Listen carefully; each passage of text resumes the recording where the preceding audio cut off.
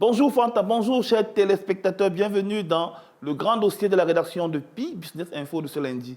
Aujourd'hui, nous abordons la situation politico-économique du Sénégal qui traverse une période délicate.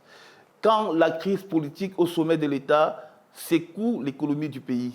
Comme vous le savez bien, depuis quelques jours, une crise a éclaté au sommet de l'État.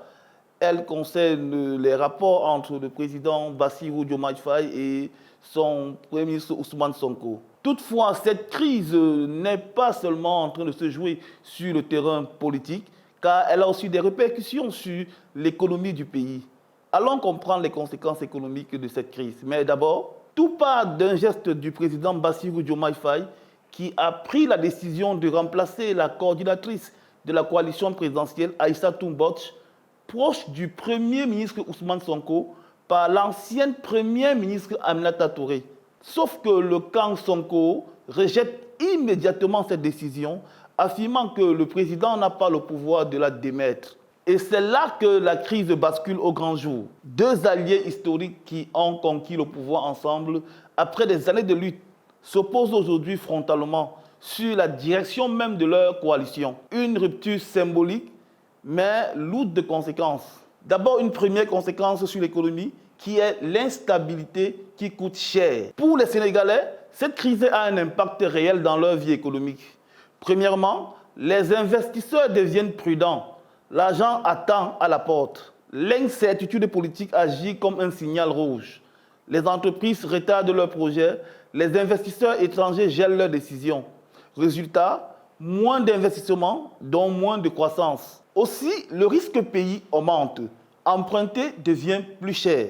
La preuve est tombée récemment. L'agence Standard & Poor's a abaissé la note du Sénégal à CCC+, signe que le pays est désormais considéré plus risqué. Conséquence directe, les taux d'intérêt montent et l'État devra payer plus cher pour se financer. Déjà que le pays fait face à une dette élevée, la crise politique accentue encore la pression. Mais surtout, le secteur privé souffre en premier. En période d'instabilité, les PME, les commerçants et le secteur informel voient leurs activités chuter. Les précédentes crises l'ont montré. Restrictions, blocages, tensions, tout cela pèse immédiatement sur le chiffre d'affaires. Réformes bloquées, urgence sociale freinée.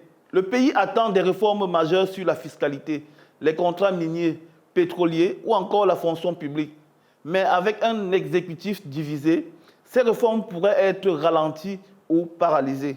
Pendant ce temps, les urgences restent là. Emploi des jeunes, prix élevés, inégalités territoriales, attentes sociales fortes. Or, une bataille politique interne détourne l'État de ses priorités vitales. Et surtout, la confiance des citoyens s'effrite.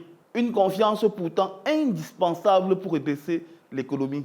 En conclusion, la crise entre le président de la République et son Premier ministre n'est pas qu'un épisode politique. C'est une crise qui menace la stabilité institutionnelle du pays, qui affaiblit la confiance des investisseurs, augmente le coût de la dette et ralentit les réformes dont dépend la relance économique. Au Sénégal, la question dépasse donc les personnes. C'est désormais l'économie qui se retrouve au cœur du bras de fer.